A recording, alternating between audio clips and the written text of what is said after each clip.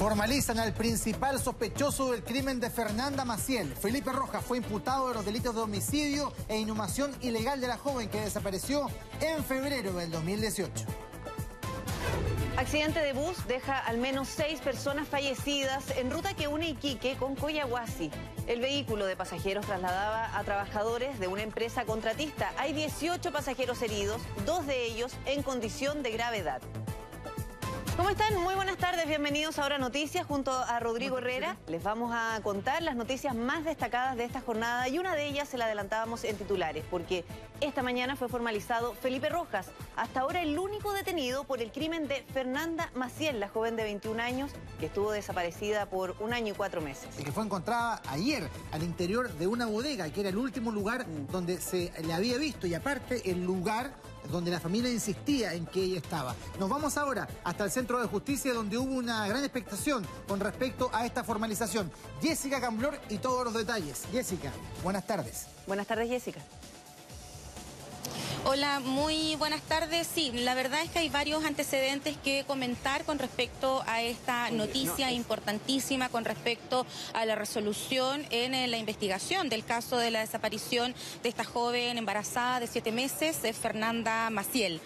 Primero, importante aclarar de inmediato que finalmente la audiencia de formalización no se realizó. Solo hubo un control de detención, se pidió la ampliación de esta para finalmente extender el plazo y formalizar recién este día jueves que viene. Una audiencia que se va a realizar faltando 15 minutos para el mediodía aquí mismo en el Centro de Justicia de Santiago. Por otro lado, sí, efectivamente, es una situación que generó muchísima impacto, también cuestionamientos al trabajo policial y del Ministerio Público, porque llama profundamente la atención que pasado más de un año de la desaparición de esta joven de 21 años, recién ayer se encontraran sus restos en el mismo lugar que queda a pocos metros de su casa, que la familia insistía que era el punto donde posiblemente pudiese estar oculto el cuerpo de Fernanda, un lugar que se perició 5 veces antes, recorriendo distintos puntos, utilizando distinta tecnología. Hubo excavaciones, pero llama poderosamente la atención que esas excavaciones no se dieron en el punto donde coincidentemente ayer, en una diligencia que incluso escapaba de las programadas, se da con el cuerpo oculto en un sector trasero de esta vivienda que queda ahí en Pasaje Yaima, en la comuna de Conchalí. Es un patio posterior de una superficie sumamente amplia, el sector donde estaba oculto el cuerpo de esta joven embarazada desaparecida. Se utilizaba para guardar varios elementos como lonas y otro tipo de artículos que se utilizan, por ejemplo, para la cobertura de eventos. Además, había muchísima basura al momento de ingresar. Carabineros, que son los que concretan este hallazgo, se van directamente hasta ese punto, comienzan a excavar, no lo hacen por más de 70 centímetros de profundidad y se encuentran con el cuerpo de esta joven. Estaba en posición fetal, oculta bajo toda esta cantidad de elementos que les decía. Según el Ministerio Público, lo que se exponía ahora era una gran montaña de basura y de otros artículos que estaban almacenados en ese punto. Entonces, por eso, en las otras 5 diligencias de búsqueda que se habían hecho previamente, no se había dado con el cuerpo de Fernanda Maciel. Además, estaba cubierto con cal sobre todo esto, y entre medio de esta tremenda montaña de basura y elementos que estaban almacenados allí, habían una plancha de losa, de cemento básicamente, que había sido puesta en ese lugar.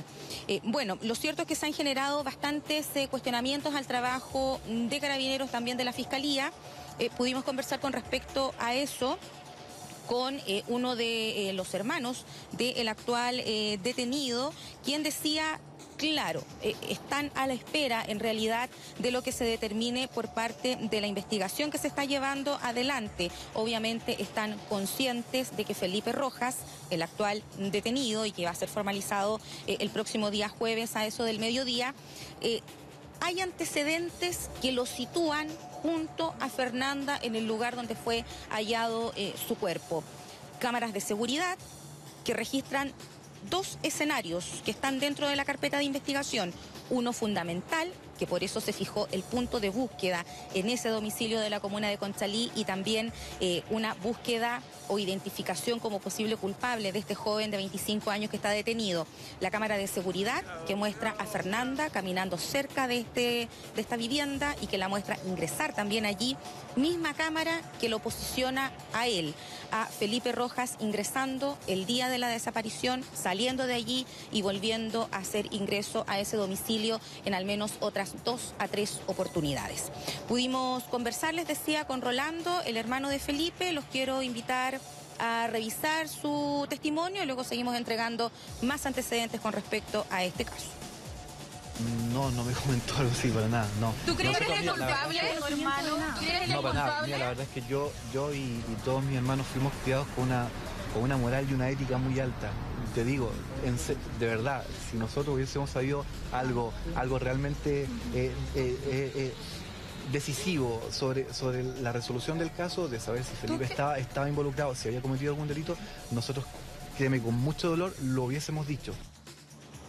Era una diligencia que se esperaba incluso para el día de mañana. Habían llegado personal especializado que iba a colaborar con las diligencias de Carabineros y el Ministerio Público en ese mismo domicilio y sector de bodegas donde finalmente se concreta el hallazgo ayer. En primera instancia, claro, se filtró esta información del trabajo extraoficial que se estaba dando, no planificado, que tenía relación con esta excavación. Posteriormente se entrega la información de restos óseos y durante ya la madrugada personal de Carabineros, también el Ministerio Público, logran confirmar que de manera visual ellos y también la familia de Fernanda habían hecho reconocimiento de las ropas que vestía esta joven ese día 10 de febrero del año pasado, cuando es la última vez que se le ve con vida, y también de sus tatuajes, puntualmente uno de un colibrí que era muy particular, específico, y que también contaba en la carpeta de investigación como parte de los elementos de prueba al momento de quizás llegar a este escenario final que se concretó ayer de encontrarla fallecida. Una situación que ha generado sin duda mucho impacto ahí en Conchalí, en calle Yaima, donde vivía Fernanda. El hallazgo se dio a pocos metros de su casa. Esto llamaba profundamente la atención de los vecinos. Pudimos conversar con ellos, nos decían siempre hubo sospechas de que estaba ahí. Lamentablemente demoraron más de un año en poder realizar el hallazgo. Veamos. Dios quiera que se sepa la verdad de una vez por todas, para que quede tranquilo igual la mamá, la familia, si está toda la familia mal. Tranquilidad para la familia, que habían esperado durante muchísimo tiempo el avance de esta investigación que estuvo estancada por varios meses. Recordemos que los peritajes 5 previos que se hicieron en este domicilio ahí en Pasaje Yaima se dieron por personal de Carabineros, por peritos externos como los topos, con utilizar maquinaria especializada en la búsqueda de algún problema en el terreno, alguna fisura, algo que dijera que estaba la presencia de algún cuerpo oculto. También elementos técnicos, pericias para buscar rastros de ADN, de sangre. Incluso se utilizaron perros para que olfatearan la zona y pudiesen dar con algún cadáver. Nada de eso funcionó hasta la jornada de ayer. Finalmente, confirmada la información, en la comuna de Providencia se logra detener a Felipe Rojas, este amigo de Fernanda, vecino también de ahí mismo del sector, y que, les decía, siempre estuvo bajo la lupa del trabajo de Carabineros y del Ministerio Público por todos estos antecedentes que les mencionaba de las cámaras de seguridad, que han sido clave dentro de este proceso de fijación de la cronología de lo que pasó con la joven desaparecida, pero también por las contradicciones reiteradas en las que él cayó a los momentos breves, muy pocos, en que logró prestar declaración. Incluso él presentó un recurso de protección ante el asedio periodístico, pero también el de Carabineros, claro, sustentando por supuesto su inocencia ante esta lupa bajo la que estaba por la cercanía y también las pruebas que les comentaba anteriormente. Bueno, finalmente se decidió solo hacer el control de detención durante esta jornada. La formalización va a quedar pendiente porque quedan un sinfín de antecedentes técnicos y muchos en los que tiene que aportar el servicio médico legal. Por ejemplo, buscar ADN en las uñas de Fernanda, un sinfín de diligencias que se esperan. En esta audiencia no estuvo presente la mamá de Fernanda, ella decidió no asistir, estuvo en su casa rodeada de su familia, esperando la resolución que se tomara por parte del tribunal. Sí vino Luis Petersen, su pareja, quien finalmente desde el principio tomó la bandera de lucha para saber la verdad con respecto a lo que había ocurrido con su pareja y quien iba a ser también la mamá de su pequeña hija. Los quiero invitar a revisar el ambiente que se dio una vez terminada esta audiencia. Vaya a bajar su perro ahora, mataste a mi hija, la Josefa, desgraciado, Lidia, paga. Vaya a bajar su perro ahora. Queda en prisión preventiva esta persona detenida mientras dura todo este proceso de la entrega de análisis que faltan y que fueron solicitados ya por el Ministerio Público y que se van a dar a conocer en una lectura extensa este próximo día jueves, faltando 15 minutos para la 1, que es al menos la fecha y hora que se estipuló para la audiencia de formalización de Felipe Rojas. Previo a esta audiencia también pudimos conversar con Luis y nos entregó su punto de vista, también cuestionamientos con respecto a la investigación. Escuche. Felipe Rojas para mí es un psicópata, un enfermo mental que como no sintió dolor, como compartimos un año, 4 meses con él viéndole la cara ahí, siempre en la casa, y él, hacía su vida normal sabiendo las cosas, el error que había cometido de haber matado a una persona embarazada con toda una vida por delante. Que la familia de él sabía todo esto. Obvio, yo creo que él estado encubierto por la familia.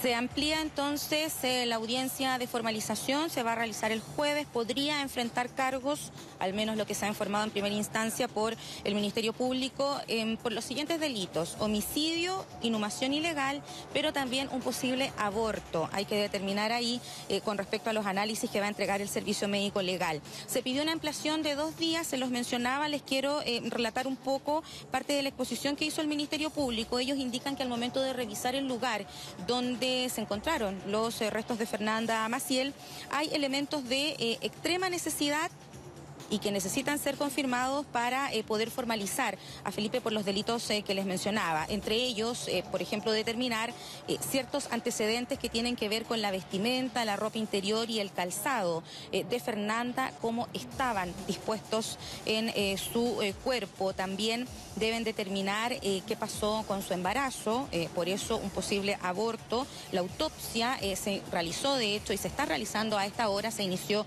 a las 8 de la mañana, ahí en el Servicio Médico Legal. Además, hay que determinar, por ejemplo, si unas vestimentas que fueron retiradas del domicilio de la persona detenida corresponden a las que luce en diversas oportunidades en capturas de las mismas cámaras de seguridad que les mencionaba previamente y que fueron retiradas entre el 11 y el 14 de febrero, dentro de la revisión que se ha hecho hasta el minuto. También un elemento fundamental dentro de la losa de cemento que estaba sobre el cuerpo de Fernanda, hay una huella plantar, evidencia de calzado que va a ser cotejada también con zapatos que se sacaron del domicilio de esta persona que fue detenida en la comuna de Providencia. Se tienen que revisar sus elementos electrónicos y también, muy importante, como les mencionaba al principio, exámenes de ADN por si hay, por ejemplo, algún signo de defensa por parte de Fernanda. Carpeta que tiene 6 tomos, eso hasta ahora, faltan todos esos antecedentes por delante. Conversamos con respecto a eso con la fiscal que lidera la investigación. Los allanamientos que se efectuaron para registrar en varias oportunidades significó que se abrieron las paredes interiores de la casa, los baños, los pisos, los techos, y efectivamente se hacen calicatas en la zona del patio. Entenderán que además el tamaño de la víctima, que era extraordinariamente pequeñita, de haber sido de 1,50 m, estaba en posición fetal. Por lo tanto, el espacio que ocupaba en la tierra no debe haber alcanzado el metro de largo por 70 centímetros de ancho. Ella era muy menudita, por tanto el lugar era pequeño. Cuando yo vi la ubicación de Fernanda, sentí como que si se tratara de un niño lo que habíamos encontrado.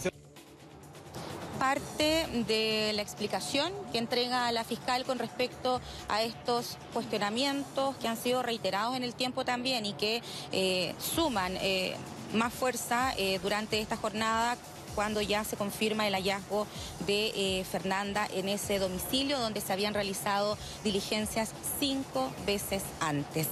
Con respecto a eso, les mencionaba también previamente, todo este trabajo de búsqueda que se dio ayer, a eso de las 3 de la tarde más o menos, ahí en la comuna de Conchalí, se va a realizar mañana con apoyo de un perito que presta apoyo en las diligencias que realiza FBI.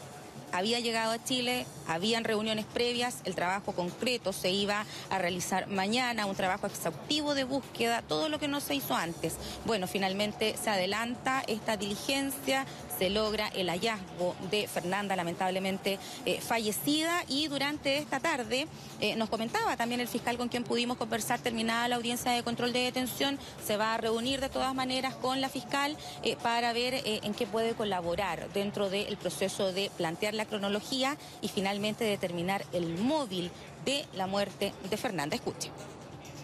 Sí, el día de ayer yo estuve en el exterior de la bodega aproximadamente hasta la 1:30, 2 de la tarde.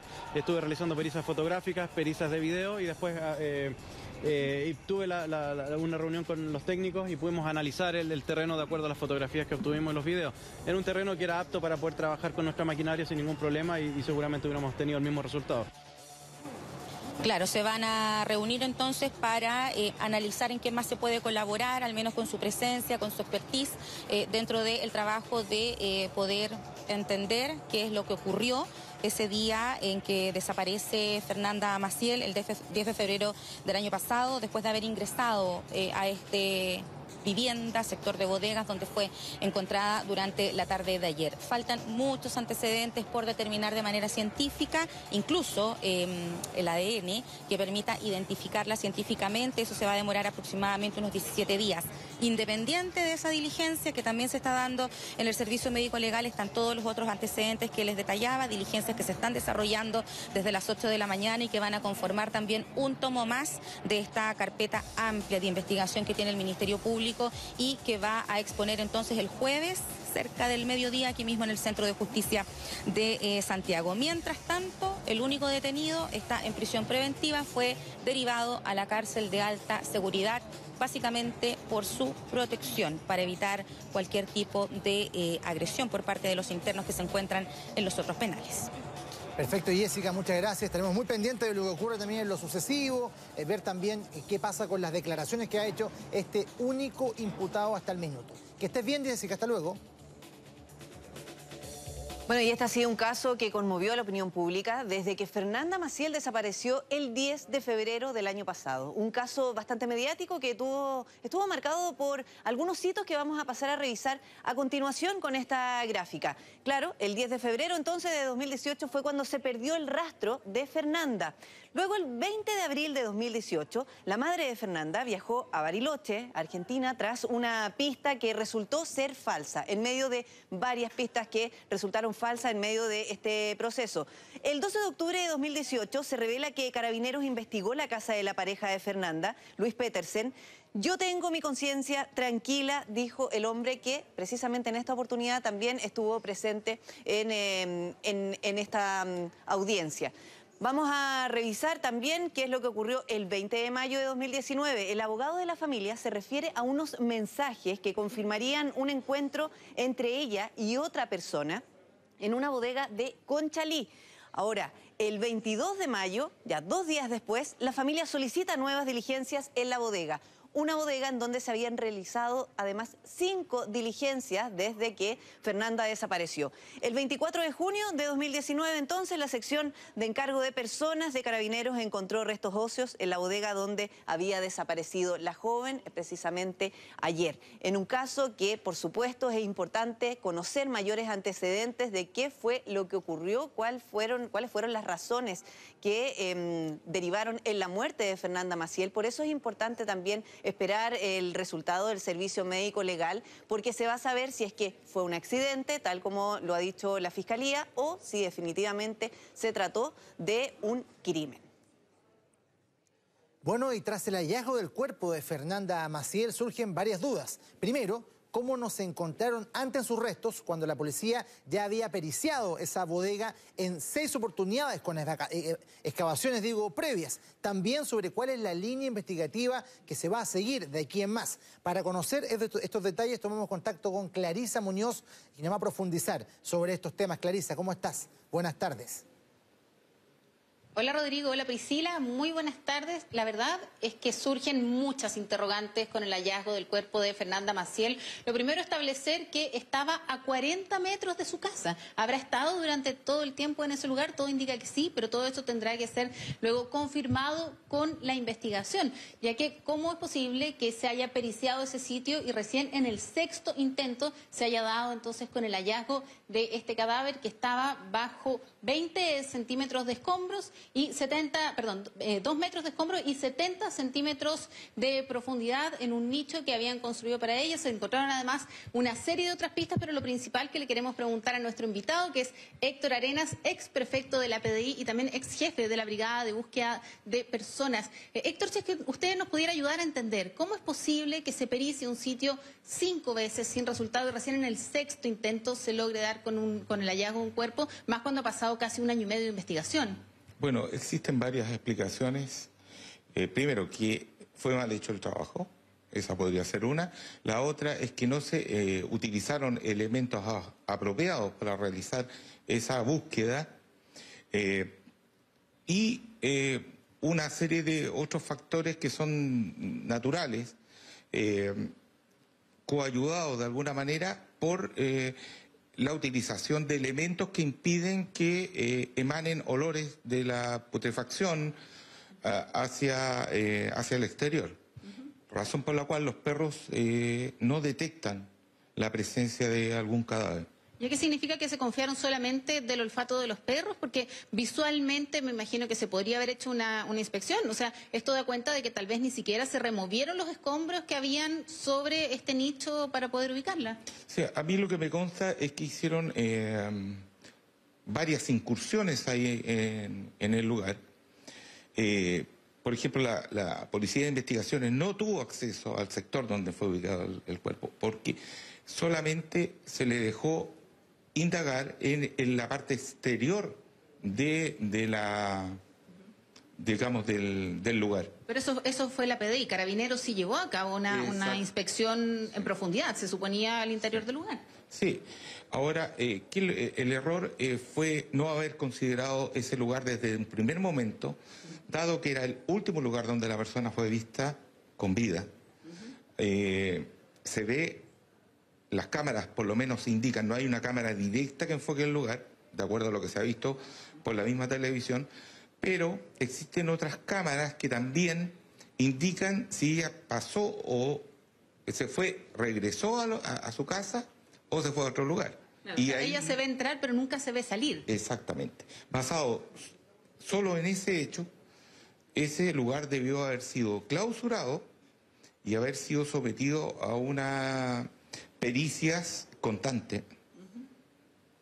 Héctor, le van a hacer una pregunta desde el estudio. Sí, correcto. Sí, Héctor, un placer saludarle. Claro, lo quería preguntarle porque en el fondo es evidente que acá algo anduvo mal, algo falló, ¿cierto? De acuerdo a los protocolos de la policía y toda la experiencia que tiene usted, ¿qué es lo que puede haber fallado acá para no dar de manera oportuna con el cuerpo de Fernanda?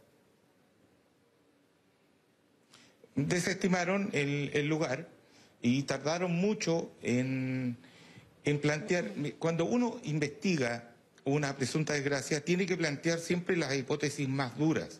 Me refiero, pensar, por ejemplo, que esto es un homicidio desde el principio, porque si yo parto indagando pensando que esto es un abandono voluntario del hogar, pierdo muchos indicios que posteriormente, cuando me doy cuenta que estoy errado en mi hipótesis y los voy a buscar, ya no los encuentro. Ha pasado el tiempo.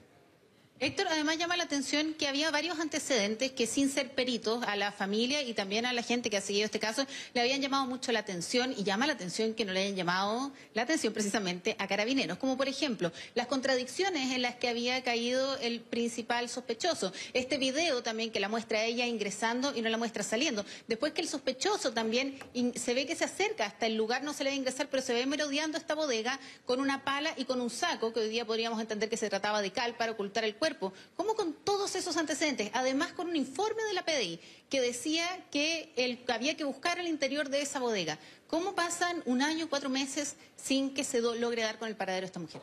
No sé, aquí, bueno, lógicamente esto tiene que ser indagado de alguna manera. La responsable de esto es la fiscal que tuvo a cargo la indagación y no la policía, porque siempre el hilo se corta por lo más delgado y la policía termina siendo la responsable de los fracasos.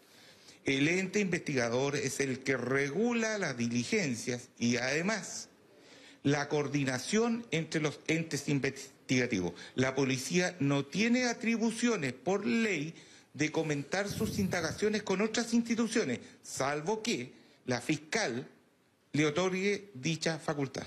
Héctor. Priscila le va a hacer una pregunta desde el estudio. Sí, Héctor, qué interesante además de ir conociendo cuáles son los protocolos y respecto de eso mismo le quiero preguntar, ¿faltó rigurosidad? Y en cuanto a las diligencias que ya se habían realizado en esa misma bodega, ¿hay algún tipo de protocolo en donde se indique cómo deben hacerse las pericias, hasta dónde llegar o hasta dónde excavar de alguna manera? No. Se basa todo esto mucho en el sentido común, el menos común de los sentidos de los seres humanos. Por ende, eso lleva a cometer errores. Por muchos protocolos que tú impartas, no puedes llegar a controlar lo que hacen las personas. Las personas, tú le puedes dar una lista de cosas que tiene que hacer y puede ocurrir lo contrario también, que va a chequear lo que tú le estás indicando y no hace ninguna cosa más porque cumple con el protocolo, lo que también es un error. Héctor, sin duda tenemos muchísimas dudas más que preguntarle durante esta entrevista, pero antes de eso quiero invitarlos a ustedes a revisar algunas de las declaraciones, por ejemplo, de Carabineros en el momento del hallazgo de este cuerpo, que es lo que se ha comentado ya a estas alturas después del hallazgo del cuerpo de Fernanda Maciel. Escuchemos. Lo que ocurre es que las condiciones en las cuales fue sepultada impedían e imposibilitaban que pudiera ser descubierto. El cuerpo estaba cubierto de cal, que evita los olores y por lo tanto distrae la posibilidad de que los perros que están preparados para estos efectos pudieran encontrar el cuerpo y además bajo una losa de cemento. Una vez que fue encontrado el cuerpo y luego de las diligencias se solicitó, ¿cierto?, por parte de la Fiscalía Centro Norte la orden de detención. Fue ubicado en el sector de Providencia y detenido en forma inmediata. Bueno, tanta conmoción ha causado este caso en nuestro país que incluso el ministro del Interior, Andrés Chadwick, se refirió al hallazgo del cuerpo de Fernanda Maciel. Quisiera ahora invitarlos a escuchar sus declaraciones sobre este tema. Sí, porque en realidad este ha sido un tema que ha concitado gran interés público. Hoy día lo pudimos ver durante la audiencia de control de detención, como estaban presentes en ese lugar todos los medios, no solamente estaban los medios de prensa, también distintos matinales, porque en realidad hay tantas preguntas que se abren con este hallazgo del cuerpo y la principal es precisamente la que estábamos conversando recién con Héctor Arenas. ¿Cómo es posible que no se haya podido encontrar el cuerpo después de 5 veces que se había periciado? Recién en la sexta aparece un cuerpo que no estaba a gran profundidad, que en su primer instinto la policía, por ejemplo, habla de que el sitio del suceso habla y que cuando estaba caliente podrían seguramente haberse encontrado mayores indicios, sin embargo no se hizo y recién 1 año y 4 meses después viene a aparecer. Ahora sí tenemos disponibles entonces las declaraciones del ministro del Interior sobre el hallazgo del cuerpo de Fernanda Maciel. Siempre la policía y en este caso Carabineros está, como la PDI, están mejorando sus métodos. Pero acuérdense que las policías, cuando se trata de una situación y una investigación particular, quien dirige la investigación es la Fiscalía y queda la policía a cargo del fiscal para efectos de hacer las acciones que el fiscal va ordenando y las diligencias que el fiscal va solicitando. Pero eso lo tendrá que ver la Fiscalía acerca de las dudas que se generan, sobre todo sobre el tiempo de investigación. Bueno, retomemos entonces ahora con don Héctor Arenas. Yo le quería preguntar, recordemos, es ex prefecto de la PDI y también fue jefe de la Brigada de Búsqueda de Personas. ¿Hablan ustedes, tienen una terminología sobre el sitio del suceso, que el sitio del suceso habla, y el sitio del suceso habla, por supuesto, más cuando está caliente? En este caso era un sitio del suceso completamente frío, 1 año y 4 meses después de esta muerte, cuyas circunstancias tienen que aclararse, pero si esto se hubiera periciado en el minuto 1 de la manera adecuada, ¿cuál es la diferencia con venir a hacerlo ahora? Bueno, primero, los sitios sucesos no hablan, ¿eh? O algunos lo hablan, pero lo escuchan mal. Ese es el principal problema. Lo que quiero dejar en claro es que es la pérdida de indicios. Si yo parto en una investigación pensando que la persona va a aparecer, no pierdo el tiempo buscando cosas que son importantes y relevantes. Por ejemplo, si ese lugar, desde el primer día que se sabe que fue el último lugar, se somete rigurosamente y se aísla completamente, se habría encontrado.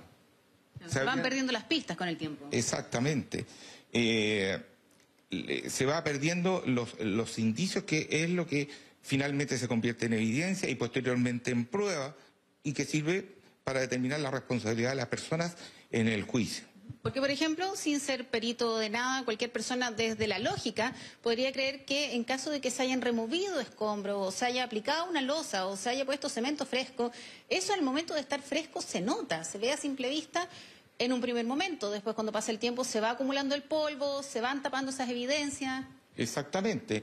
Hay que tomar en cuenta que la persona que cometió, de acuerdo a los antecedentes que hay, este delito, tuvo aproximadamente una semana en que él estuvo cuidando solo el lugar y no hubo ingreso de otras personas que trabajaran ahí en el lugar.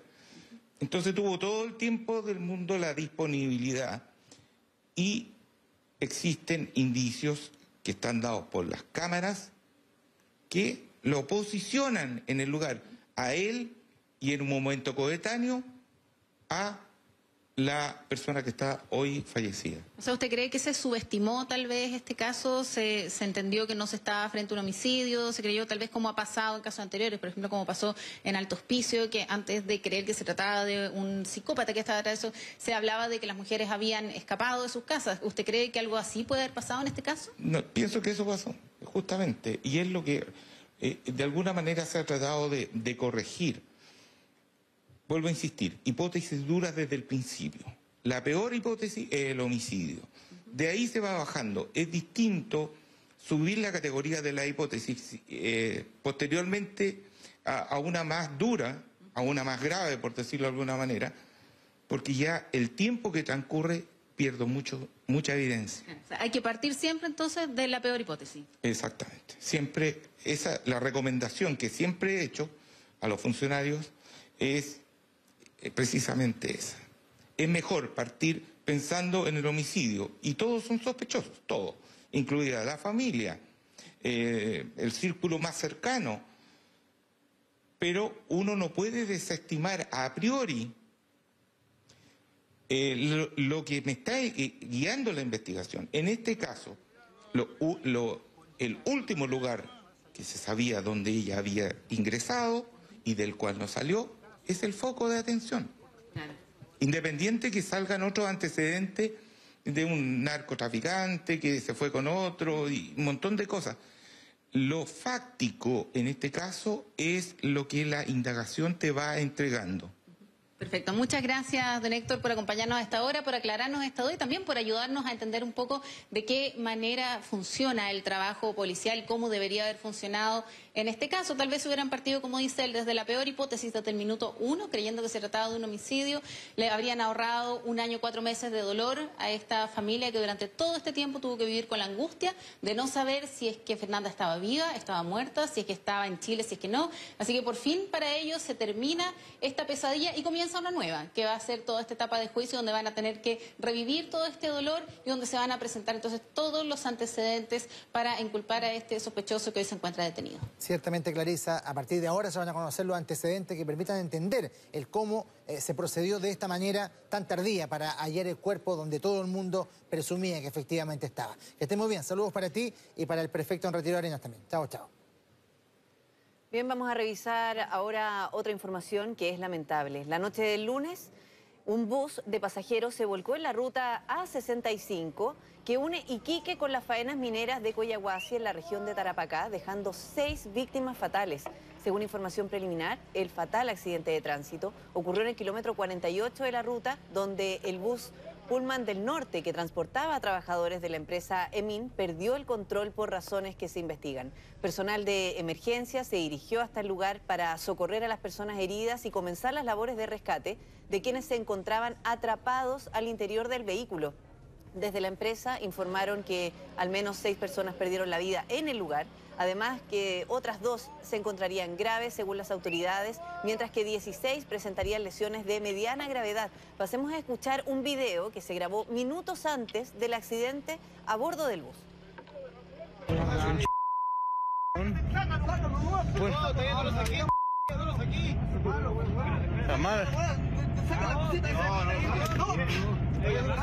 Ya, tranquilo, cabrón. Amárrense en cinturón. Tremenda la imagen, por supuesto, y el registro de ese video. Ya vamos a estar profundizando esta información. Cambiamos de tema ahora, porque autoridades de salud estiman que esta semana se va a desarrollar el pic de contagios por el virus de la influenza. Sin embargo, ha surgido una nueva amenaza y aún más peligrosa, el virus sincicial. ¿Cómo responde la red pública de salud ante estos masivos contagios? Se lo preguntamos a Daniela Valdés, que nos amplía esta información. Daniela, ¿cómo estás? Muy buenas tardes. Hola, muy buenas tardes. Sí, comentábamos desde el día de ayer que hay bastante preocupación, no solo por la influenza que afecta a varios ciudadanos, sino que también por la llegada del virus sincicial que se ve en aumento producto de las bajas temperaturas. Es lo que hemos visto durante las últimas horas y lo que se podría ver en aumento ya la semana que viene, que principalmente afecta a los más pequeños. Hablamos de niños menores de 1 año y también a los adultos mayores. Así que esa es la preocupación que tiene ahora gran parte del equipo médico, especialmente porque fíjense que a diferencia de lo que ocurre con la influenza y que se puede detectar rápidamente el virus sincicial, normalmente cuesta mucho más detectarlo, producto de que de manera inicial la gente consulta por un resfriado común y este resfriado común, los estornudos rápidamente en menos de 24 horas pueden complicar a un niño y por supuesto generarle dificultades para respirar o un cuadro obstructivo bastante complejo. Eso es lo que nos decían los médicos y que por lo mismo tienen que mantener muy atentos a los padres. Puede ser que un niño un poco más grande, un niño de 5 o 10 años, pueda contagiar con un resfriado común a un lactante y el desarrollar entonces el virus sincicial. Vamos a partir escuchando las palabras que hay de las personas que el día de hoy han llegado a algunos hospitales y también a los centros de salud familiar para poder ver cómo han visto ellos el panorama y también la atención en estos lugares, además de la evaluación que hacen los médicos. La verdad es que yo la saco solo para los controles, porque mi hija es prematura, fue prematura extrema, entonces tiene displasia broncopulmonar y la cuidamos de no sacar la parte que tenga muchas personas. Y solo los controles, nada más. Tratamos de, claro, vacunar a la familia y bien abrigados, tratar de tomar vitamina C y bueno, y cuidarnos del entorno porque el que esté resfriado se tiene que usar mascarilla. Salen bien abrigados, y ella estuvo con licencia, él también estaba con licencia, ahora pues no han podido ir al colegio. Y bien, pues bien abrigaditos, pues lo sacamos bien abrigaditos pero no salen prácticamente. Nosotros estamos preparados desde antes del invierno. Empezamos a trabajar con la comunidad y las organizaciones sociales, informándolos y educándoles cómo utilizar estos servicios comunales. Nosotros tenemos varias estrategias para que no se atochen los servicios de atención primaria de urgencia. Esa es una recomendación entonces que dan los médicos y que principalmente los padres no acudan con los niños o con los adultos mayores a los centros de urgencias y que prefieran principalmente moverse hacia los CEFAM o agendar, si es que se puede, por supuesto, una consulta con el médico para así no someterlos a lugares donde haya aglomeración de personas, lo que también podría hacer que estos virus se expandieran o que los cuadros, a veces un poco más débiles, puedan tomar fuerza y complicar a los niños. Les decía yo que la recomendación de los médicos también es estar bastante alerta porque el virus sincicial, a diferencia de la influenza, parte como un resfriado común y en solo horas se puede complicar, así que eso también hace que finalmente sea mucho más difícil detectarlo. Conversamos el día de hoy con un médico, él nos hizo algunas recomendaciones de cómo poder detectar este virus, escuchemos lo que él nos dijo. Tiene algunos elementos como por ejemplo que es un cuadro que inicialmente parece un resfriado común en un niño chiquitito, Los niños comienzan con un poco de estornudos, un poco de moquitos, coriza, y luego comienza una tos que se manifiesta casi simultáneamente con dificultad respiratoria, rechazo al alimento y evidencias en la caja torácica de que el niño está comenzando con una bronquitis obstructiva, que es la expresión de la enfermedad que tiene esta enfermedad, este cuadro.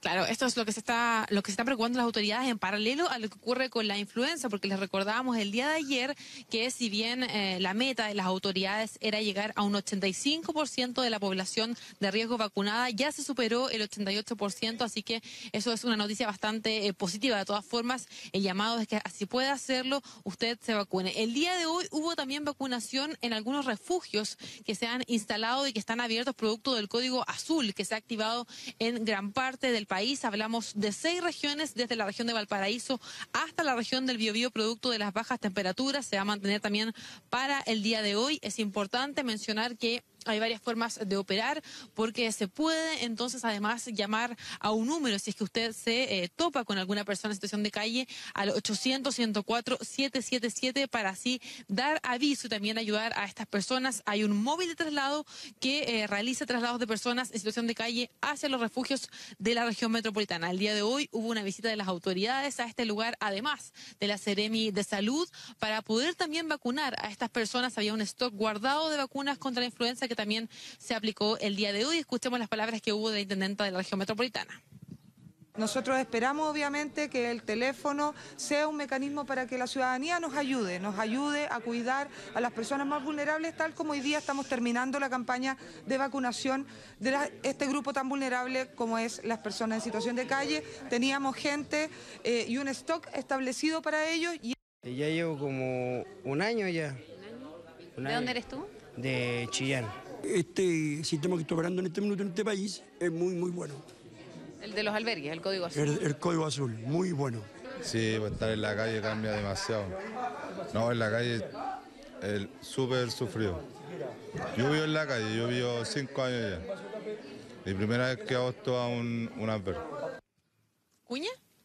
En el portal de Código Azul usted puede también revisar este teléfono que yo le decía para alertar, cooperar y así también trasladar a una persona en situación de calle a estos albergues que van a funcionar no solo el día de hoy, sino que cada vez que sea necesario producto de las bajas temperaturas, y que por el momento se mantienen habilitados desde la región de Valparaíso hasta la región del Biobío. Rodrigo, Priscila.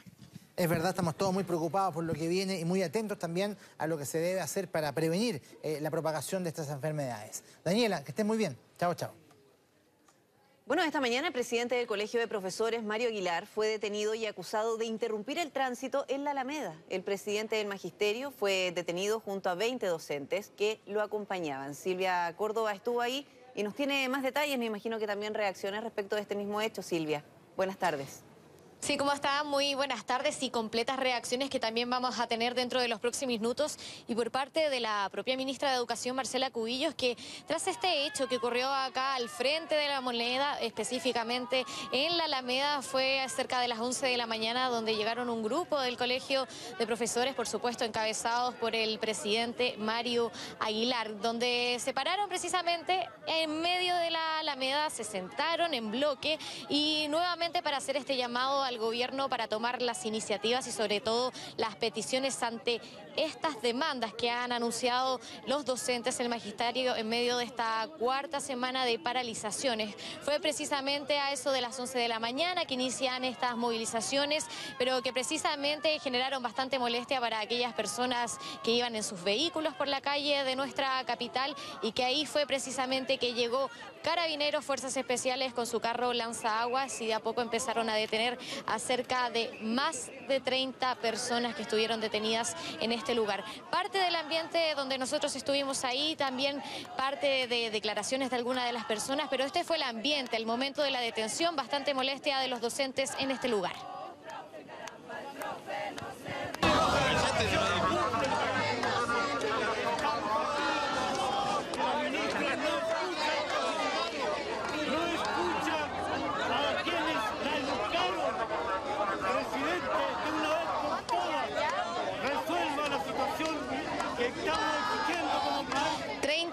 personas detenidas, más de 30 aseguran desde el Colegio de Profesores. Esto en la primera comisaría acá en Santiago, en Santo Domingo con Maquiver. Así lo aseguran. Dentro de ellos estaba su presidente Mario Aguilar. 7 personas son parte de la directiva del magisterio y bastante molestas a lo que hemos conversado durante estas 4 semanas sobre los distintos puntos, porque no solamente se trata de las movilizaciones que realizan los profesores, sino también que hay que ir al tema de fondo, que es lo que exigen el mismo magisterio respecto a las diferentes discusiones, las peticiones y también soluciones que se han dado en marco de las conversaciones que han tenido en diferentes mesas de acuerdo que han tenido con el subsecretario de Educación Raúl Figuerúa, y que se dan cuenta sobre las diferentes lideraciones, donde fue hace un par de semanas que el propio gobierno entregó un documento con diferentes puntos, 6 páginas, donde dan cuenta de diferentes soluciones, entre ellas seguridad de los profesores en un proyecto de ley de Mario Venegas que modifica el Código Penal, también diferentes condiciones laborales, el poner el fin al doble proceso de evaluación docente, una de las propuestas en este documento, y sobre todo uno de los puntos que exigen los profesores, que fue negado por parte del gobierno ante esta deuda histórica, donde aseguran que en sí esta deuda no es jurídicamente exigible sobre el reconocimiento del Estado. Esto le ha generado bastante molestia al Colegio de Profesores, es por eso mismo que siguen con estas movilizaciones y su paralización, por supuesto, en esta 4ª semana, y las declaraciones vienen del propio presidente del Colegio de Profesores y también su directiva. Pasemos a escuchar sus declaraciones. Nos sentamos a manifestarnos, nada más, sentados con nuestros carteles levantados y cantando. Eso es todo lo que hemos hecho. Una manifestación totalmente pacífica, y mire cómo nos están tratando. Nos parece que es una violencia brutal, desmedida, para una manifestación totalmente pacífica. Nos han tirado agua, estamos aquí todos mojados. Mire cómo nos tratan, mire cómo nos tratan. Esta manifestación no tenía otro objetivo que llamar la atención una vez más a las autoridades, al presidente de la República, a la ministra de Educación, al subsecretario, pero también queremos hacer un llamado al Poder Legislativo para que interceda en esto. No es posible que en Chile ya durante 4 semanas alrededor de 1 millón de alumnos no estén con clase. Insisto, vinimos con nuestras manos limpias y el rostro descubierto, y ustedes vieron con la violencia con la cual estas fuerzas policiales, herederos de la dictadura más brutal en Chile y en América Latina, han tratado a los educadores de este país como verdaderos delincuentes. Y estas declaraciones que vienen por parte del Colegio de Profesores generaron, por supuesto, diferentes reacciones en las redes sociales. Lo podíamos ver a través de diferentes parlamentarios. Camila Vallejo asegurando que lo que estaba sucediendo no era lo correcto. También otros parlamentarios del Frente Amplio, y sobre todo también desde el propio estudiantado, desde la fecha, han condenado esta situación, que al menos desde Chile Vamos han asegurado que no han sido correctas las tratativas que se han realizado con el gobierno, que se le ha dado la oportunidad. Incluso lo dijo el propio ministro del Interior, Andrés Chadwick, y también lo escuchábamos en la propia voz de la ministra Cubillos ayer, refiriéndose a las diferentes declaraciones, que el Colegio de Profesores va a seguir continuando con este paro que es indefinido, pero que ya voces del ministerio y voces también del gobierno han asegurado que está lista las diferentes negociaciones que se van a dar cuando la ministra dé su propia vocería. Lo que sí es que hablaron desde el Palacio de la Moneda fue la propia presidenta de la UDI, Jacqueline Van Rysselberghe, refiriéndose sobre la ausencia de la ministra Cubillos ante las diferentes negociaciones que han tenido con el magisterio, donde aseguró la propia Timonel que no ha sido la línea correcta de parte de las declaraciones del Colegio de Profesores y que la ministra Cubillos sí ha estado presente en estas tratativas. Pasemos a escuchar sus declaraciones. Yo le aseguro que la ministra está 100% encima de la crisis que se está viviendo, pero me parece que cuestionar al interlocutor que designó el gobierno para poder llevar adelante esta negociación y a partir de eso decir entonces nosotros no vamos a bajar la paralización, me parece que es un capricho casi adolescente. Y bueno, a contar entonces los minutos, porque ya está todo instalado en el Ministerio de Educación para conocer las declaraciones de la propia ministra Marcela Cubillos sobre este tema. Marcelo Cubillos va a tener que hablar sobre esta definición que se realizar ante las negociaciones que se han establecido con el Colegio de Profesores. Aseguran desde el Palacio de la Moneda ha sido bastante conflictivo, bastante complicado el poder llegar a algún acuerdo con el Colegio de Profesores tras este último documento que hemos conocido en estos diferentes puntos. 6 páginas de este documento, pero lo que sí que en minutos serán las declaraciones de Marcela Cubillos sobre este tema, dando cuenta de que se ha avanzado en las negociaciones, de que las puertas, aseguran, están abiertas para el Colegio de Profesores, pero también un llamado de atención a las diferentes movilizaciones que se han registrado en nuestro país. Última jornada, por lo menos hoy día, en Santiago, también en Valparaíso, con las diferentes registros y también detenciones que aseguran ya están bastante presentes desde La Moneda ante lo que ha sucedido esta jornada por el magisterio. Sí, bueno, y mañana además se espera una nueva manifestación masiva. Muchas gracias, Silvia. Buenas tardes. ¿Cómo estás, Priscila? Buenas tardes, un gusto de saludarlos. Claro, estamos en invierno, pareciera obvio, pero además el tiempo se va a comportar de esa manera, con aspecto invernal. ¿Qué significa eso? Que las temperaturas en las mañanas van a estar bajitas. Hay que abrigarse al comienzo de la jornada. Y por las tardes hay que también mantenerse abrigado porque las máximas no van a subir demasiado. La imagen que usted aprecia en su pantalla se ve el aspecto estable de la atmósfera, con contaminantes en el nivel superficial y sobre ello el cielo despejado. En esa parte superior de la parte ploma de la pantalla está la base de la inversión térmica, la que mantiene atrapados los contaminantes a nivel de superficie. ¿Qué va a pasar en los próximos días? Bueno, se van a mantener las buenas condiciones de tiempo en términos de que no vamos a tener precipitaciones. Hoy día vamos a llegar a una temperatura máxima solamente de 10 grados. Estamos ahí en 8 grados, pese a que está con cielo despejado, pero estamos con una masa de aire frío y eso hace que la temperatura no suba demasiado. Mañana cambia el panorama en el sentido que vamos a tener otro aspecto en el cielo. Cielos nublados sobre la capital, 2 grados la temperatura mínima, moderada justamente por la presencia desde esta madrugada de esta nubosidad. 13 grados la temperatura máxima. Continuamos con la influencia de esta masa de aire frío. El día jueves, con cielos nublados también, comienza a modificarse la masa de aire y además la nubosidad comienza a moderar aún más notoriamente la temperatura mínima. Pero de todas maneras en el rango de frío, 13 grados la temperatura máxima, se mantiene en ese rango la temperatura. ¿Cuál es la novedad? Bueno, que estamos en masa fría, estamos con una condición propia del invierno y además se avisoran nuevas precipitaciones. ¿Qué va a pasar el fin de semana? Bueno, el día viernes con cielo nublado, la temperatura llega hasta los 15 grados. Va a ser prácticamente la temperatura más alta del periodo y eso regulado también en la mañana con 6 grados al comienzo de la jornada. El día sábado se vislumbran nuevas precipitaciones. Se ha comportado esta segunda quincena de junio con más activa en términos de precipitaciones. Así que sábado con precipitaciones de características regulares. No vamos a alcanzar el rango de normal, es decir, vamos a estar por debajo de los 10 milímetros. Pero similar a lo de ayer, ¿o no? Similar en cuanto a cantidad, que ayer tuvimos en torno a los 5 o 6 milímetros, una lluvia regular, es decir, entre 3 y 10 en el caso de Santiago. 11 grados la temperatura, claro, porque ingresa nuevamente una masa de aire frío. Afortunadamente el domingo va a estar con cielo nublado y eso hace que no baje tanto la temperatura mínima. De todas maneras, cierto, es un valor bajo, 2 grados la temperatura mínima, 13 grados la temperatura máxima. Así es que panorama invernal desde mañana con cielos nublados y el sábado, resumiendo, precipitaciones regulares en Santiago. Eso significa que no vamos a alcanzar los 10 milímetros en la capital. Así que a prepararse porque el tiempo continúa invernal, estamos en invierno, se está comportando de esa manera en esta segunda quincena de junio aquí en Santiago, Rodrigo Priscila. Don Jaime, brevemente para cerrar, este tipo de lluvia, cortas pero intensas como ayer, ¿es lo que tenemos que acostumbrarnos de aquí en más en el centro del país?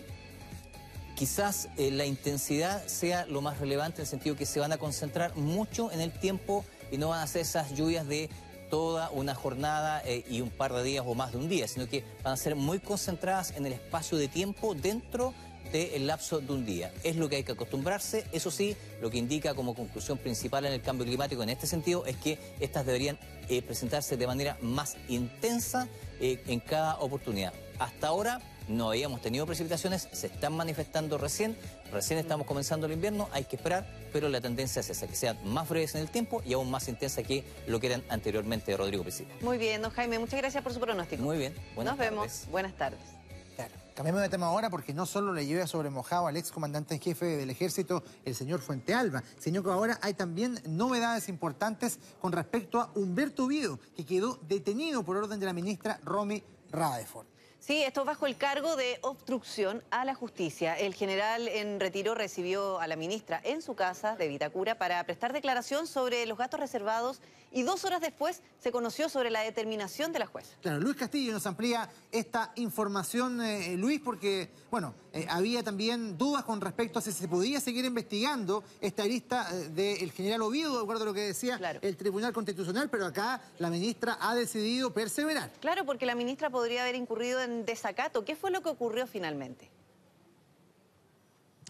Finalmente lo que se dice, muy buenas tardes, es que no ocurrió esta declaración y que tal como lo decía el pronunciamiento del Tribunal Constitucional, que decía que se debía frenar, ¿no?, la investigación, la ministra en visita, Romy Rutherford, ella asume que es en base a una arista que se está investigando, pero no por la arista por la que ella concurre entonces esta mañana al domicilio del ex comandante en jefe del Ejército a tomar la declaración. Y es por eso entonces que se presta un poco esta confusión y este encuentro de versiones, tanto de parte de la defensa del ex alto mando del Ejército como la ministra en visita, ¿no?, que viene a tomar la declaración.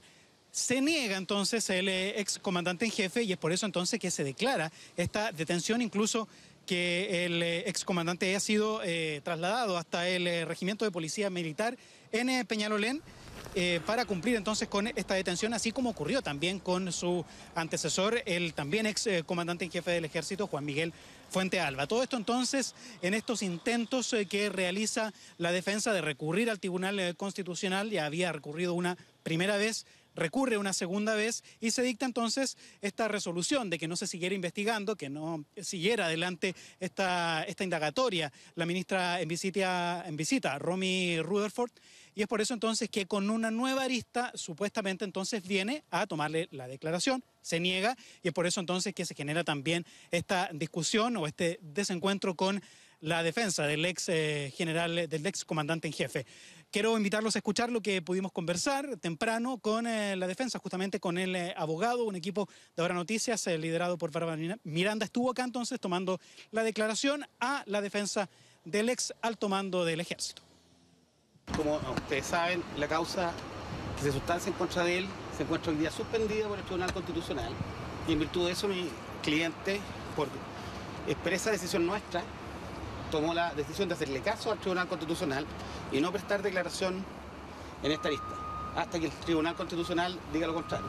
No lo detuvo por obstrucción a la justicia, lo detuvo por una norma, una rémora, que queda de la justicia penal antigua, decimonónica, que establece que una persona que ejerce su derecho a guardar silencio puede quedar arrestada. Él no está detenido especialmente, está arrestado.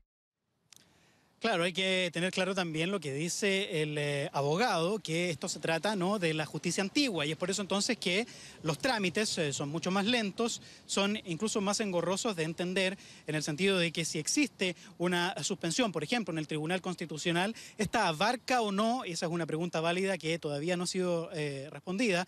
¿Abarca a toda la investigación en general o a una arista en particular que investiga la ministra en visita? Y es por eso entonces que se presta esta confusión. Lo que sí está claro es que ahora existe un plazo de 5 días de parte de la ministra en visita para determinar si finalmente va a procesar o no al ex comandante en jefe del Ejército, Humberto Oviedo, y eso entonces tiene este plazo para ver si es que finalmente también lo procesa, como está siendo procesado el ex comandante Juan Miguel Fuentealba, que está detenido también en el regimiento de policía militar en Peñalolén. Claro, en el caso de gastos reservados, vamos a mantenernos muy pendientes entonces de todo este procedimiento. Que estén muy bien. Buenas tardes. Buenas tardes.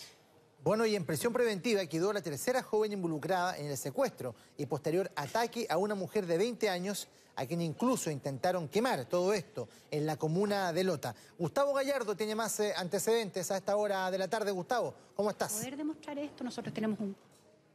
Hola Rodrigo, Priscila, ¿cómo están? Muy buenas tardes. Así es, para hacer un poco de historia, esto ocurrió en la noche del sábado en el sector de Colcura, acá en la comuna de Lota, hasta donde fue trasladada una mujer de 20 años de edad. Anteriormente se había juntado un sector poblacional en Lota Alto con unas personas conocidas, unas amigas, subieron a un vehículo, todo iba bien hasta que la trasladaron hasta el sector que estamos precisamente observando, un sitio eriazo, más bien de carácter rural en la localidad de Colcura, en la misma comuna, y hasta allí la llevaron para posteriormente cortarle el pelo. De hecho, la amenazaron con elementos cortopunzantes, le cortaron la ropa, también le propinaron algunos golpes, de hecho perdió una pieza dental esta víctima y posteriormente además la rociaron con combustible y le prendieron fuego a las ropas. Posterior a aquello la abandonaron en este sitio eriazo, las atacantes escaparon en este vehículo, se trata de 4 mujeres y un hombre quien era el que conducía este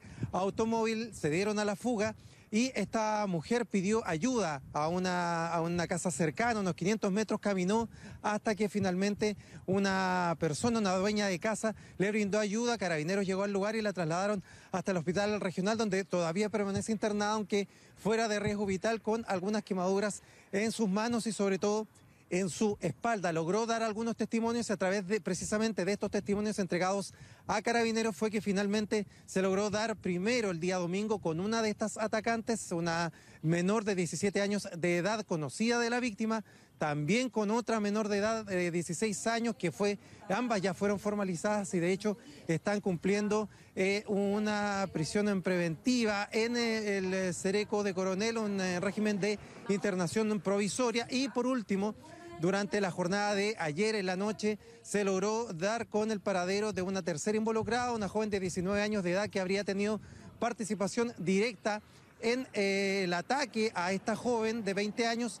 y sobre todo incluso en haber manipulado el acelerante, el combustible que le rociaron para posteriormente prenderle fuego. Escuchemos declaraciones de Carabineros de Lota, quienes tomaron el procedimiento y detuvieron a esta tercera involucrada en este ataque a esta joven de 20 años. Escuchemos. Logramos una nueva declaración de la víctima y en esta nueva declaración entrega mayores antecedentes, los cuales nos permiten lograr una tercera detenida. Habían preliminarmente 2 mujeres menores de edad y esta tercera es una mujer de 19 años que fue detenida el día de ayer por una orden de detención emanada del tribunal de acá de Lota. Bueno, durante esta jornada fue llevada hasta el Tribunal de Garantía de la comuna de Lota, donde se le imputaron diversos cargos como robo con intimidación, porque le sustrajeron algunas especies cuando estaba al interior del vehículo, también homicidio frustrado, en este caso, luego que le rociaron el combustible, le prendieron fuego, y por último también está el delito de secuestro. Por estos 3 delitos entonces fue imputada esta joven de 19 años de edad que quedó en prisión preventiva por los 2 meses que va a durar la investigación. Escuchemos declaraciones del fiscal y también de la abogada defensora. La participación de la imputada que fue hoy día formalizada, que por cierto es mayor de edad, cabe en el sentido de que ella tuvo actos ejecutivos en el sentido de proceder a rociar con benzina a la víctima para posteriormente proceder a encenderle fuego y producir las lesiones que mantienen actualmente hospitalizada a la víctima de estos hechos. La imputada presta una declaración ante Carabineros. Al momento de ser detenida, ella reconoce cierta participación en algunos de los hechos, pero el conocimiento cierto en cuanto al secuestro y el ánimo homicida que en este caso se requiere para configurar el delito de secuestro con homicidio, por lo menos de los antecedentes que hay en la carpeta de investigación, no queda claro todavía. Bueno, toda esta situación, este ataque que afectó a esta joven de 20 años de edad, se está investigando las causas, hay diversas hipótesis, pero todavía no existe nada claro. Se trataría obviamente de una venganza y hace solo algunos instantes también Carabineros nos confirmó que se logró la detención de la 4ª persona involucrada, otra joven de aproximadamente unos 20 años de edad que en el día de mañana debería también ser controlada la detención y formalizarle los mismos cargos como ocurrieron en el día de hoy con esta joven de 19 años, Priscila Rodrigo. Ciertamente, muy triste historia, Gustavo. Que estén muy bien, hasta luego. Bueno, y en otra información, el presidente Sebastián Piñera visitó este martes la ciudad de Jerusalén en el marco de su gira por Asia, donde se refirió a la situación de la embajada del país en Israel, a propósito de la iniciativa de Estados Unidos de llevarla a Jerusalén, ciudad que el Estado israelita comparte con Palestina. ¿Qué dijo el primer mandatario? Se lo vamos a preguntar a Maribel Retamal, quien nos informa desde Israel. Maribel, buenas tardes. Hola, ¿qué tal? Muy buenas tardes a todos ustedes. Primer día del presidente Sebastián Piñera en la ciudad de Jerusalén, la considerada Tierra Santa por 3 religiones, musulmanes, judíos y también cristianos. Lo decíamos, fue en la primera jornada del mandatario en Jerusalén, esta ciudad a la que año a año llegan millones y millones de peregrinos de estas 3 religiones para visitar los lugares sagrados que hay acá en este lugar, históricos también, por supuesto, como el Santo Sepulcro y también el Muro de los Lamentos. El presidente Sebastián Piñera ya había venido a Jerusalén en el año 2011, esta es su segunda visita como jefe de Estado y una visita que comenzó con el presidente Sebastián Piñera visitando el Museo del Holocausto. Ahí lo vimos entregando esta ofrenda floral. Tras estar en ese lugar, el presidente Sebastián Piñera se trasladó hasta la explanada de las mezquitas, un lugar donde llegan año a año millones de musulmanes, y es que se encuentra principalmente en ese lugar el principal santuario de esa religión, que es el Domo de la Roca. Ahí vemos al presidente Sebastián Piñera también con la primera dama entrando al Domo de la Roca y también a la mezquita que hay en ese lugar. Posteriormente el mandatario se trasladó a otro sitio histórico que ha cobijado año a año también a millones de judíos, y es el Muro de los Lamentos. Vemos al mandatario también entregando su oración, dejando su petición en uno de los rincones de este muro. Una visita, lo decíamos, que se da en un momento particular, que es el conflicto ya conocido y que se arrastra por años entre Palestina y también Israel, y que hoy tiene uno de sus puntos más tensos luego de la decisión de Estados Unidos de trasladar la embajada de Norteamérica de Tel Aviv a Jerusalén, reconociendo de esta forma que Jerusalén, la capital de Israel, lo que ha, por supuesto, tensionado la relación que existe actualmente entre Palestina e Israel. Le preguntamos al presidente Sebastián Piñera cuál es la posición de Chile, si él está dispuesto a cambiar la embajada de nuestro país a Jerusalén, y esto fue lo que respondió. La embajada de Chile va a permanecer en Tel Aviv. Chile defiende y es partidario de una solución de 2 estados, un estado israelita, un estado palestino, que sean autónomos, libres, independientes y democráticos, y que tengan fronteras acordadas, legítimas y seguras. Y para ese efecto es fundamental un acuerdo entre Israel y Palestina. Categórico el presidente Sebastián Piñera, la embajada de Chile seguirá en Tel Aviv. Él quiere mantener, por supuesto, los equilibrios entre ambos estados. Por eso también durante esta jornada el mandatario llegó hasta Palestina, específicamente a la ciudad de Belén, que según la Biblia es el lugar donde nació Jesucristo. Él recorrió todos estos lugares históricos y también visitó la iglesia de la Natividad. Una gira entonces al Medio Oriente, donde debuta el nuevo protocolo. Recordemos que tras la polémica gira que realiza el presidente a China junto a sus hijos, se elabora un nuevo protocolo donde se indica que la delegación, es decir, los parlamentarios en este caso, deben pagar los costos de la estadía de su propio bolsillo. Por supuesto, todos los detalles de esta jornada se la mostraremos en la edición central de Ahora Noticias. Gracias, muy buenas Maribel. tardes. Muchas gracias, Maribel. Que esté muy bien. Buenas chao. tardes. ¿Cambiamos de tema? Por supuesto que sí. Ya. Sí, porque investigadores del Centro Avanzado de Enfermedades Crónicas están utilizando nanopartículas de oro para combatir el Alzheimer y el cáncer. Claro, y en corto plazo esto permitiría además una detección precoz de estas temidas enfermedades. Carola Besamat, que ya está con nosotros, nos cuenta más sobre estos avances. ¿Cómo estás, Carola? Muy bien, Hola, Poli, Carola. alucinada estudiando, Increíble. investigando sobre esto, porque estos investigadores son pioneros a nivel mundial al usar nanopartículas de oro para combatir el Alzheimer, y además en estos estudios preclínicos, por cierto, han logrado destruir tumores. Están viendo cómo, gracias a este metal, se pueden desintegrar con éxito las células cancerosas. Por eso pueden, por ejemplo, adherirse a la célula enferma, pueden transportar moléculas que desintegren o dar cuenta dónde están los tumores. Claro. Y ahora el investigador Marcelo Koga nos va a explicar cómo funciona para tratar estas temidas patologías. Si nosotros irradiamos estas partículas, por ejemplo con un rayo láser, se produce una gran absorción de la energía. O sea, el láser está interactuando con las partículas que están aquí. Los electrones que están en la superficie de las partículas absorben esta energía y las partículas se calientan. Ese calor lo podemos usar, por ejemplo, para destruir células tumorales.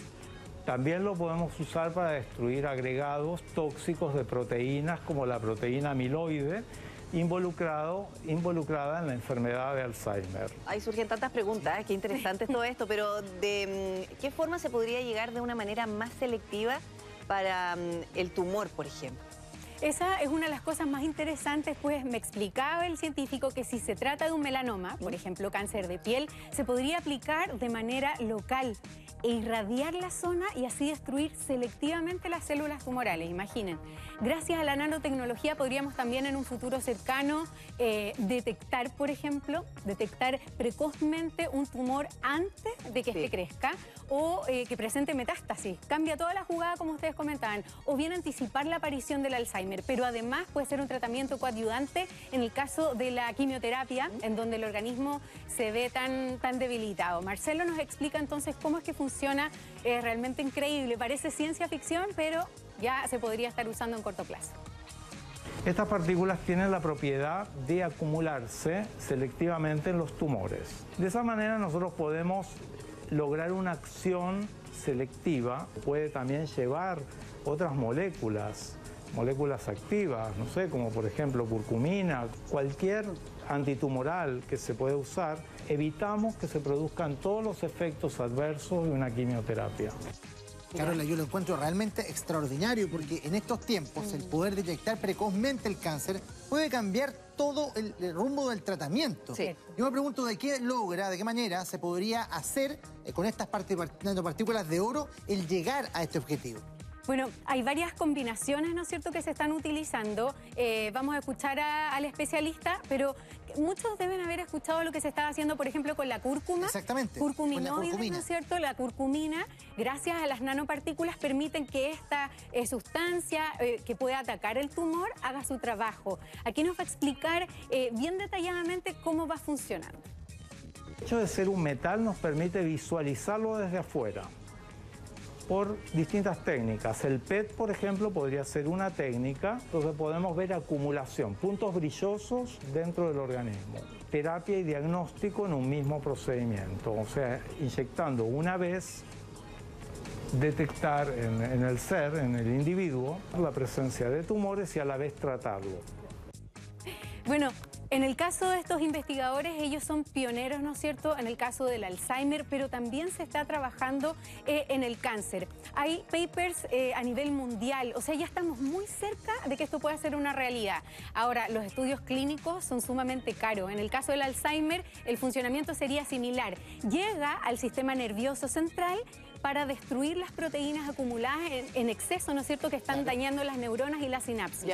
La nanotecnología genera esta verdadera revolución en diferentes ámbitos científicos. En medicina están, por ejemplo, los llamados nanorobots. ¿Los han escuchado? Sí, claro. Imagínense que en un futuro puedan reparar a nivel celular. Qué impresionante. O sea, como una maquinita dentro de tu célula, dentro de tu torrente sanguíneo que va haciendo eso. O un método para liberar insulina controlada para los diabéticos a través de nanocápsulas. Así que aplauso para los científicos chilenos, los investigadores, apoyo también, ¿no es cierto?, del mundo privado para desarrollar esta tecnología. Que se haga en Chile. Yo me recuerdo, ¿te acuerdas tú en la época, o sea, nuestra dibujo animado, que la gente se achicaba y entraba con máquinas del cuerpo humano? Hay una película. Bueno, ahora esa tecnología se está desarrollando en Chile y lo encuentro maravilloso. Muchas gracias, Carolina. Gracias a ustedes. Chao. Nos vemos.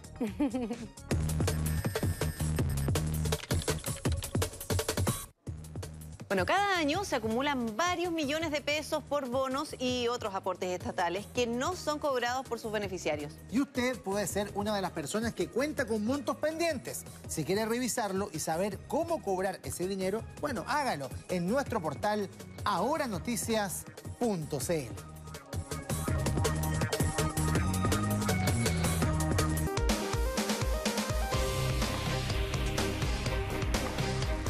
Y Ya estamos de regreso a esta hora de la tarde, Priscila, para revisar la actualidad internacional. Sí, por eso nos acompaña Soledad Agüero. Sole. ¿Cómo están? Hola, Sol. Priscila, Rodrigo. Bueno, seguimos con este cruce de amenazas que ha sido la constante en la crónica internacional de estos últimos días y donde ahora se le preguntó al presidente iraní, a Hassan Rouhani, respecto a las sanciones que ayer anunció Estados Unidos contra altos funcionarios del régimen iraní.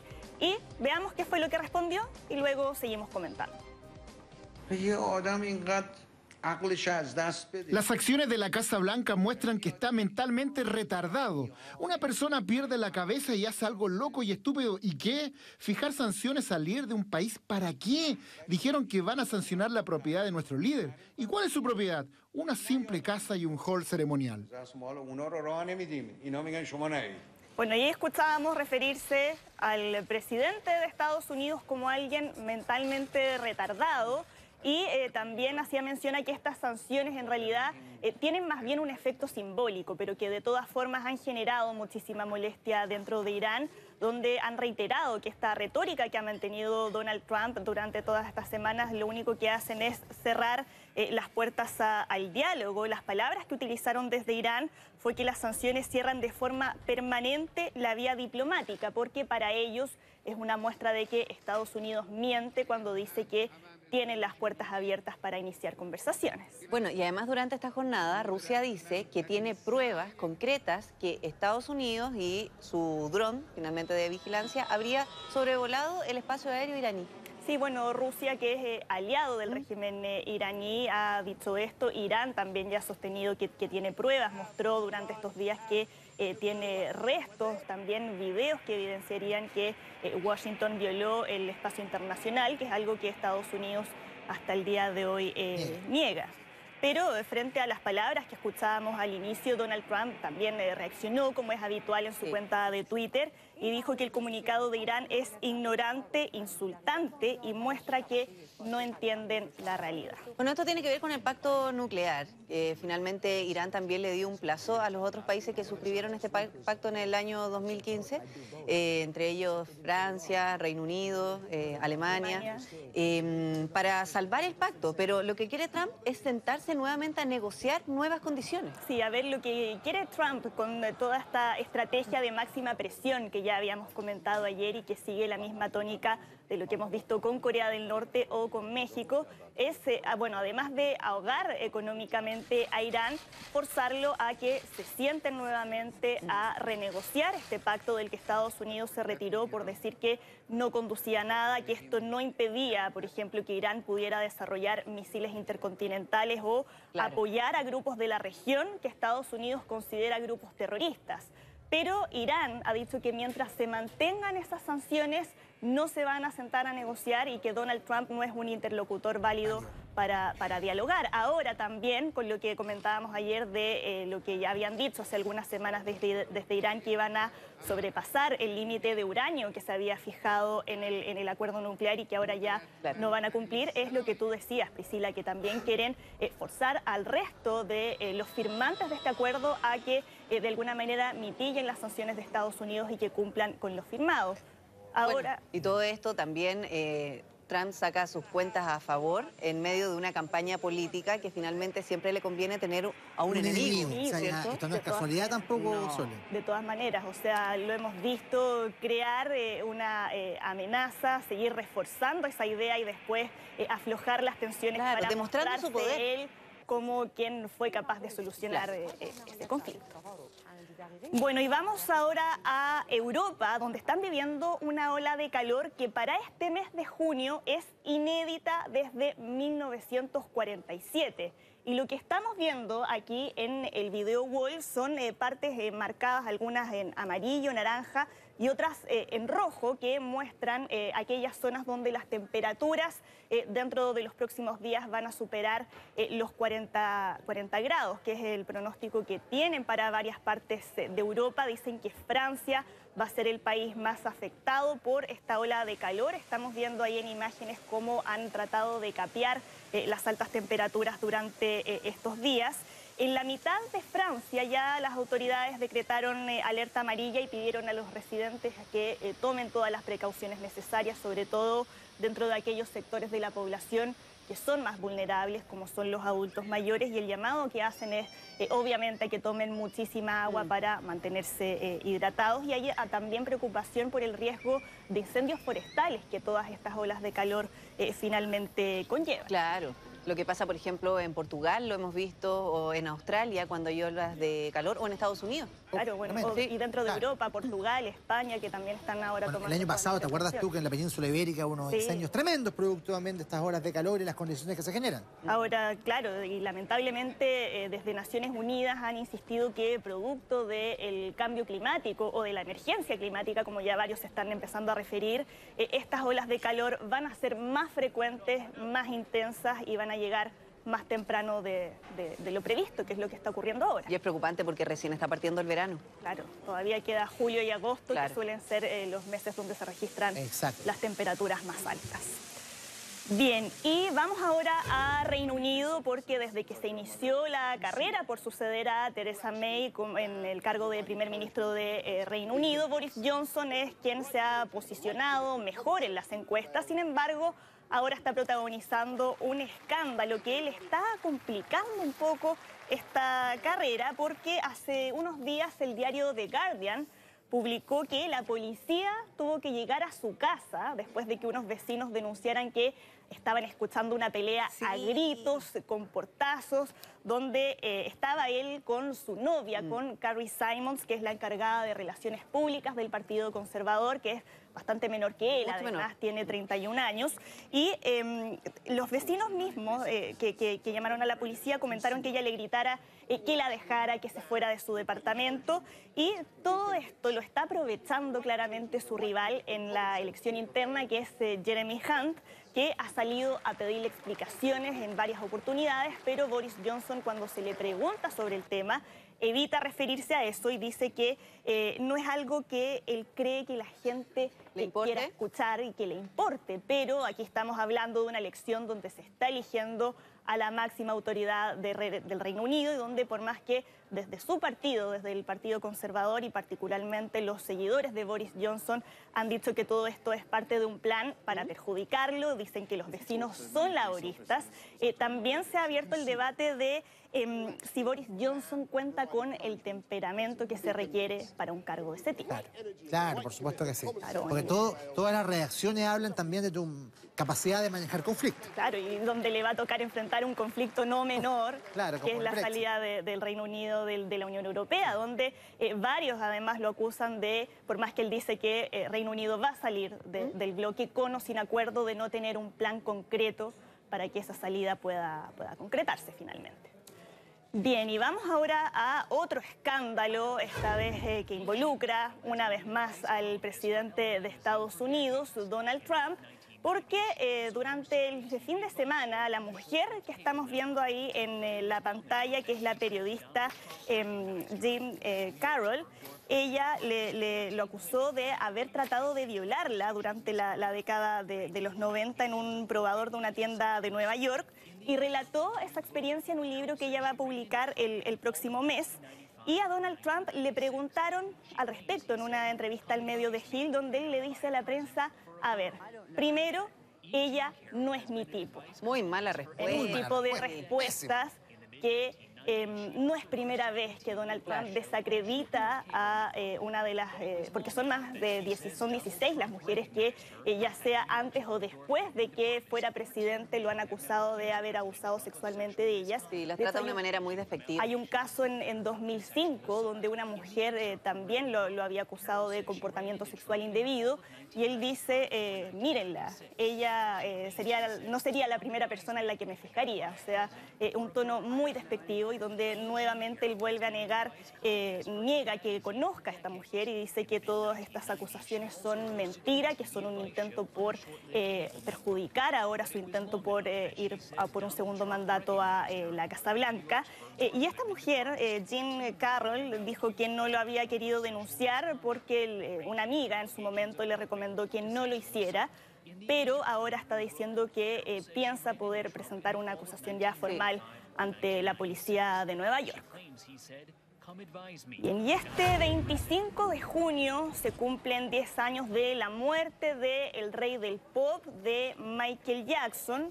Un aniversario que se da en un momento complicado, donde por un lado, bueno, se recuerda el legado musical claramente de Michael Jackson, que le significó ganar 18 premios Grammy, pero también todas las denuncias que pesaban sobre el artista, denuncias de abusos sexuales a niños y que se han reflotado sobre todo durante este año a partir de el documental Living Neverland de HBO. Y a raíz de ese mismo documental, muchas emisoras optaron por no tocar la música de Michael Jackson. Claro. Sí, y también varios canales de televisión en Estados Unidos optaron por sacar de su programación varios programas especiales que tenían pensados para este aniversario.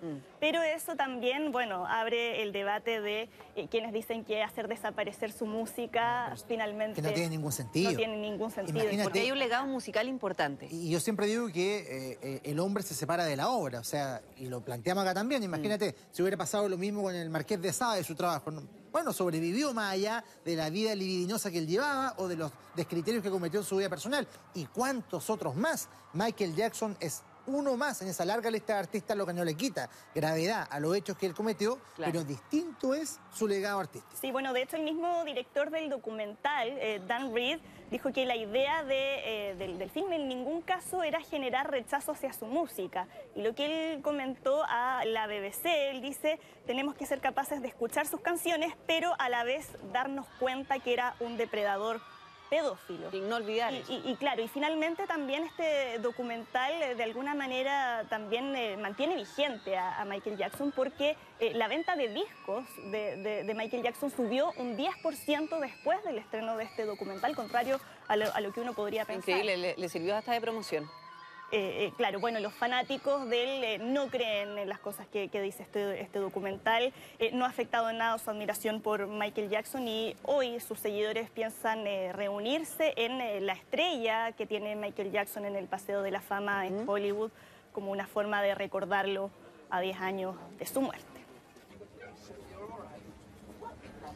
Tremendo Jackson. Sí, no ¿Y esta perrita? Y esta perrita, la perrita Frida, una historia que, bueno, tal vez ustedes recuerdan cuando fueron los dos terremotos en México, el año 2017, que fue cuando esta perrita se hizo famosa a nivel mundial porque participó en las labores de rescate de esos dos terremotos y que ahora se jubiló después de 10 años al servicio. Ojalá que no tenga FP. Bueno, después de 10 años al servicio de la Armada de México, finalmente se retiró, participó ahí de una ceremonia donde le entregaron un juguete para perros, le quitaron su uniforme característico, que son estas antiparras que son para protegerla del polvo, y también estas botas especiales que ocupa. Y si bien ella se hizo conocida a partir del terremoto de México, la verdad es que ha participado en más de 50 trabajos de rescate en países como Ecuador, en el terremoto de Haití, también en Guatemala. Desde muy pequeña la entrenaron para poder realizar esos trabajos y durante todo ese tiempo encontró a 12 personas con vida. Mira, qué increíble, sí, porque una heroína. Es importante destacar esto, la labor que realizan estos perros, que la verdad es que trabajan y muchísimo, manteniendo los cuidados, pero de todas maneras es muy probable que se vaya incluso a la casa de su cuidador, que estuvo a cargo, que es habitualmente lo que ocurre aquí también, por ejemplo, con los perros de Carabineros. Y la idea es poder utilizarla para que a partir de ahora, que ya está jubilada, pueda ayudar a entrenar a las próximas Fridas. Muy bien. La profesora Frida. Sí. Muy bien. Sole, que esté muy bien. Gracias. Gracias, Sole. Bien. ¿Vamos a comerciales? Claro que sí. Y ya viene todo el informe de Copa América, así es que no se va. Uy, necesario.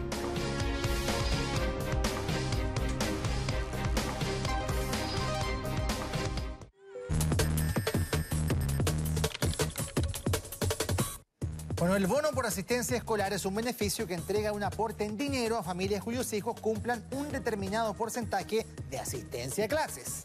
Quienes pueden acceder a este aporte y cómo se puede cobrar, revíselo en nuestro sitio, ahoranoticias.cl. Bueno, en ahoranoticias.cl puede encontrar además información actualizada de todo lo que pasa en Chile, en el mundo, en el ámbito del deporte y en las plataformas digitales. Y por eso le invitamos a seguir conectado a todas nuestras plataformas. Con Priscila nos reencontramos mañana muy temprano, a las 5:45 con el Me Levanto con Mega. Abrimos las puertas del canal, por supuesto, pero no queremos despedirnos sin antes agradecerles por vuestra sintonía. Sí, y tenemos las llaves del canal nosotros, pues eso no lo saben. Claro, y le damos comida a Megato al principio. Además. Sí, claro, obvio, el desayuno. Nos vemos tempranito. Que esté muy bien y siga conmigo. Chao, chao.